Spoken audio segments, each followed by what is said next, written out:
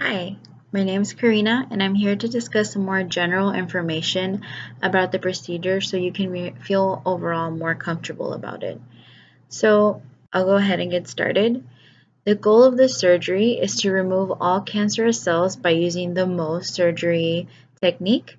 Mohs micrographic surgery is considered the most effective technique for treating patients with basal cell carcinoma and squamous cell carcinoma. This procedure will be done in stages and will allow the removal of all cancerous cells for the highest cure rate while sparing the healthy tissue and leaving you with the smallest possible scar. Today, Dr. Tran will be removing basal cell carcinoma from your nasal area down to the lower part of your left cheek, and this could measure anywhere from 3 to 4 inches when the procedure is finished, all depending on really the root or how far the cancer has embedded inside of your skin. So basal cell carcinoma is a tumor that arises from the epidermis, which is the outer layer of the skin that usually remains localized. It remains in the area. This type of cancer is more frequent, or it's the most common. And overall, basal cell carcinoma, it is an abnormal, uncontrolled growth or lesions that arise from the skin's basal cells, which is the deepest layer of the epidermis. And Dr. Tran is a surgeon who will be performing this surgery today. And Dr. Stevens, he is the pathologist who will be analyzing the specimen.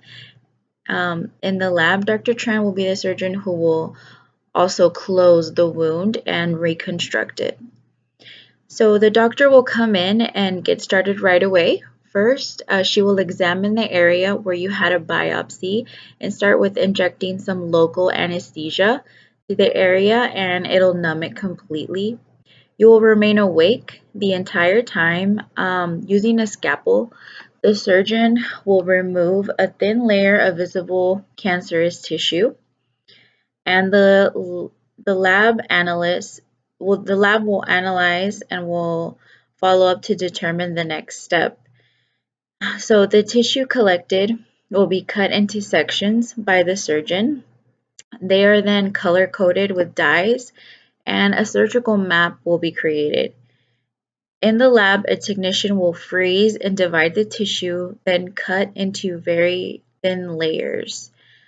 The slices will then be placed on a microscope slide, stained and covered. Using a microscope, the slides will be examined by the doctor to determine if cancer cells remain, and this step will determine if we need to remove another layer of tissue. The entire process is repeated as many times as needed until there are no more cancer cells. Once it is clear of cancer cells, the surgeon will close it up with some stitches. So this procedure may take a couple of hours depending on how severe it is once Dr. Tran gets the process started. So cutting the skin does mean a scar will form. Remember, scarring represents healing or the power of healing from our skin. And the severity of the scar will all depend on how much tissue needs to be removed.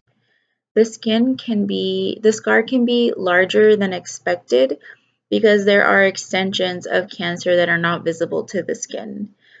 After surgery, ointment will be applied to keep the wound moist. Also, a pressure dressing will be applied and will stay on for 48 hours.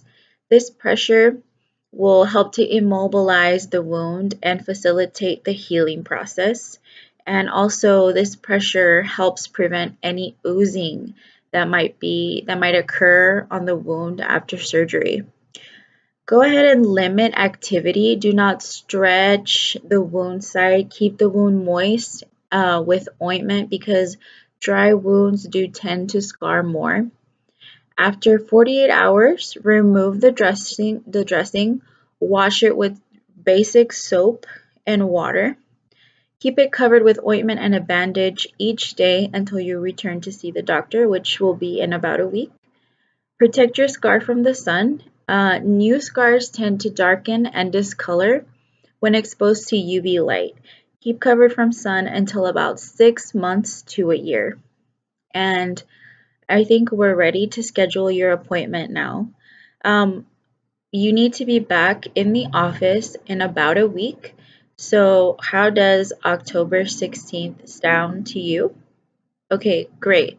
Now, Dr. Tran will come in now and we can get the process started.